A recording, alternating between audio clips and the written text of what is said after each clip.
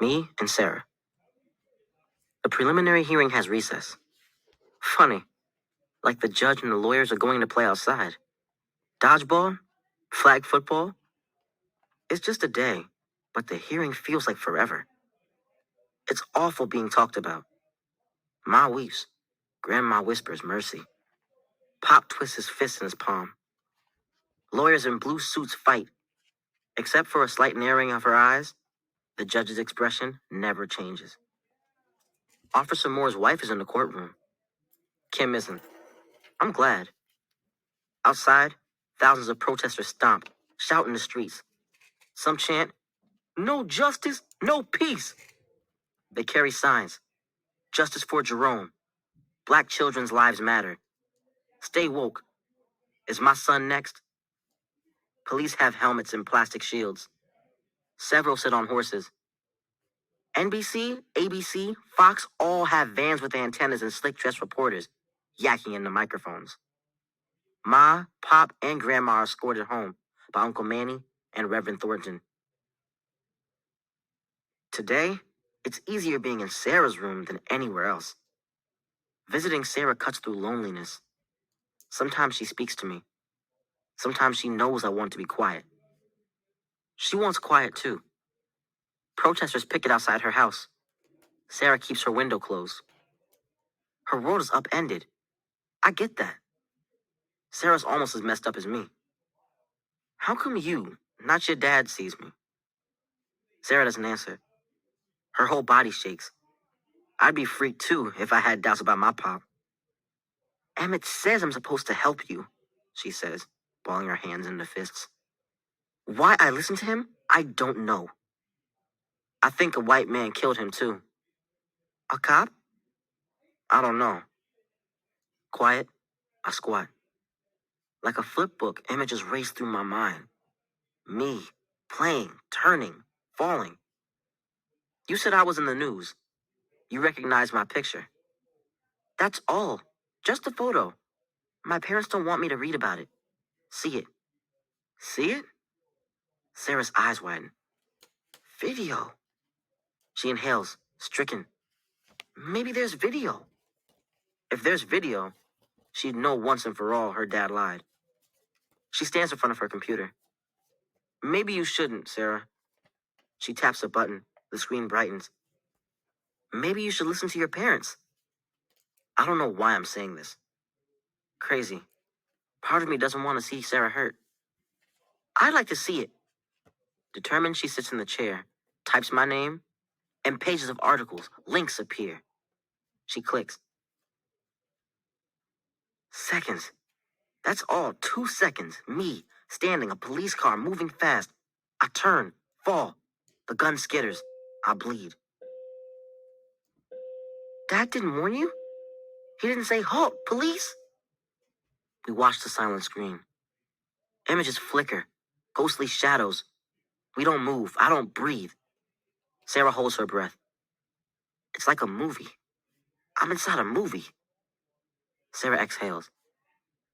Your dad and partner just stand there, staring down at me. The clock on the computer clicks. 1 minute, 1,000, 1,000. Another minute, another, then another. Seeing myself, I remember lying, feeling my back burn and my cheek cold. I can't turn my head. It hurts to see if Carlos's toy is on my right. I can't lift my head, see sky, but I can hear voices, especially Ma's and Kim's, screaming. I see black boots, see dirt and snow. I wish Grandma was holding me. Sarah scrolls down. Words roll up the screen. The article says paramedics were too late.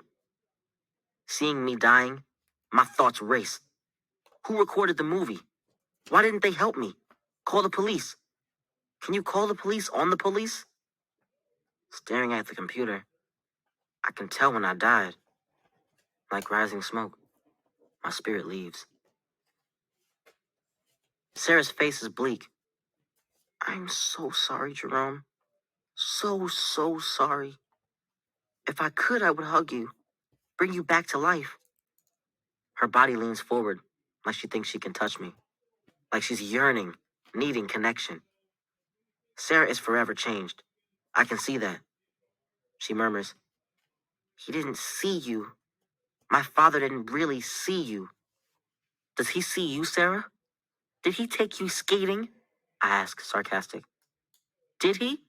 Or is he selfish, feeling sorry for himself?" If I were alive, I'd flush red. "Sorry I'm being mean." "It's okay, Jerome. I understand." She steps closer. I smell lilacs.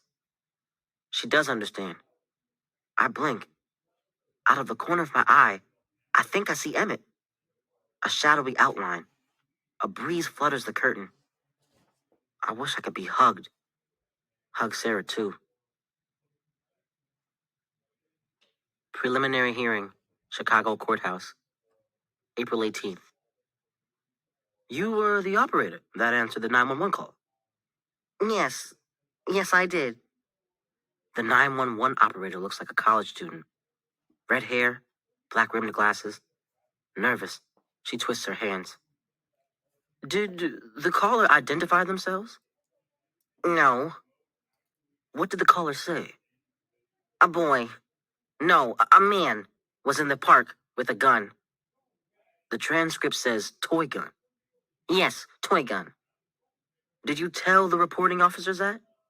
"No." "Why not?" "Objection," says the prosecutor.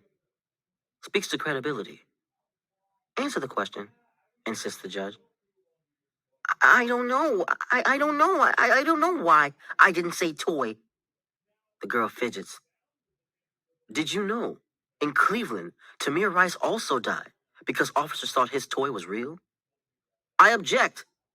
"Sustained," says the judge, pounding her gavel. "No more questions," says the lawyer. "Dismissed," says the judge to the girl. I wish she could hear me murmuring sorry. Her saying toy wouldn't have made any difference. Civil rights. Sarah's school's much better than mine. I mean, much better than my old school. Her school has trees and a track, basketball gym, and football field.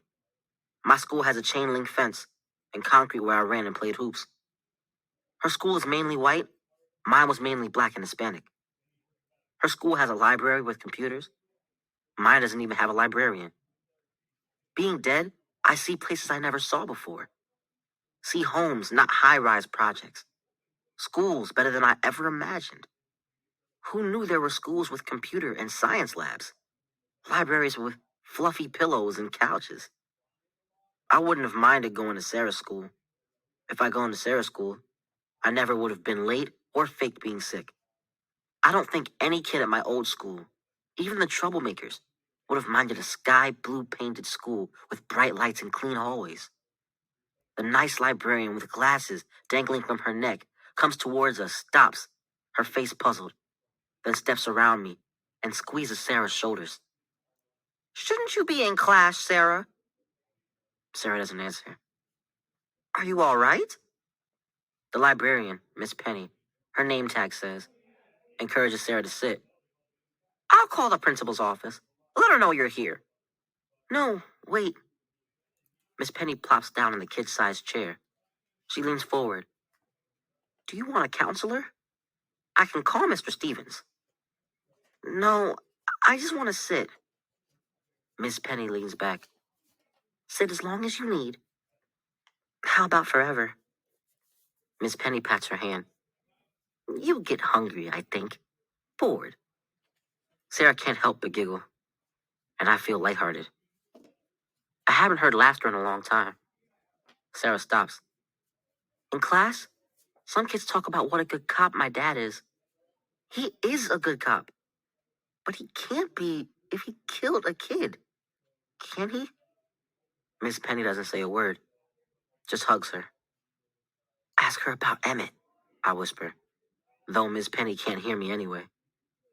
"Miss Penny, have you heard about Emmett Till?" Now, that's an upsetting case." She gazes blankly into space. "You can research it when you're older," she says, flat. Why not now? Yeah, I think. Feeling proud of Sarah. What's wrong with now? You'll learn about Emmett when you learn more about civil rights. When's that? Well, Miss Penny says, flustered. It happens bit by bit. During Black History Month, in history class, social studies. I'm in 7th grade, and I haven't learned about Emmett Till. Maybe you shouldn't know about it. At least for now. It's terrible when grown men kill a child. Like my dad. Oh, Sarah, I didn't mean... But it's true, I holler in the librarian's ear. It's terrible when a man kills a child. Sarah looks at me. Then she looks at the librarian.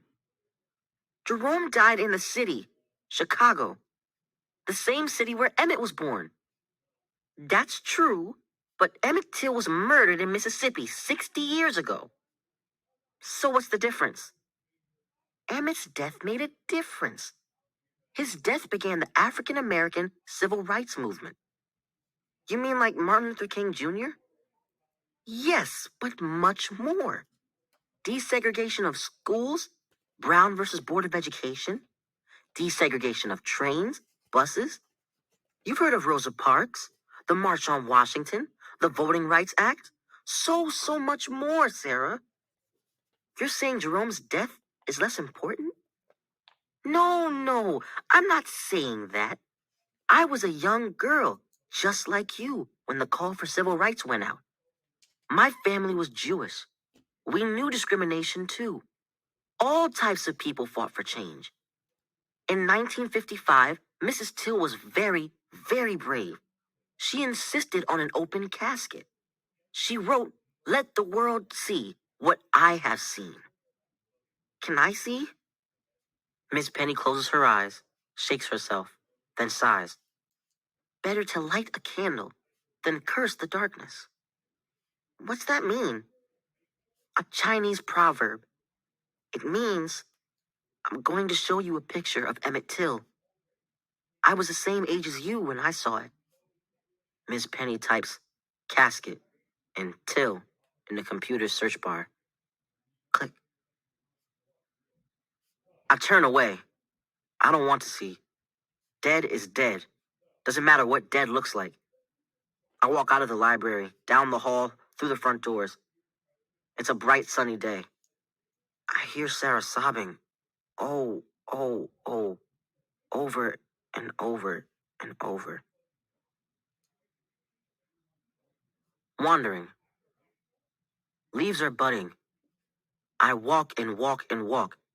At least it feels like I'm walking. I roam, going nowhere. Why am I still here? Yet not here. I walk among people, invisible, and people still make space for me. Like the weight of my air is tangible, real. Dead, I walk, while living people talk, laugh, make plans. Emmett walks beside me, just like that. Bam. Not here, then here, next to me. He smiles. I want to hit him. I don't want to know a 60-year-old ghost. I want to go home, but home isn't home anymore. Maybe if I waited, I'd see my family becoming happier without me. I don't want to wait that long. I don't want to feel myself being missed less and less. Will it happen? I hope not. I hope so.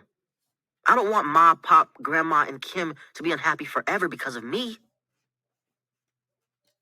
I move faster and faster. I'm like smoke in the wind. If I was alive, I'd be jogging, running. Emmett is keeping up.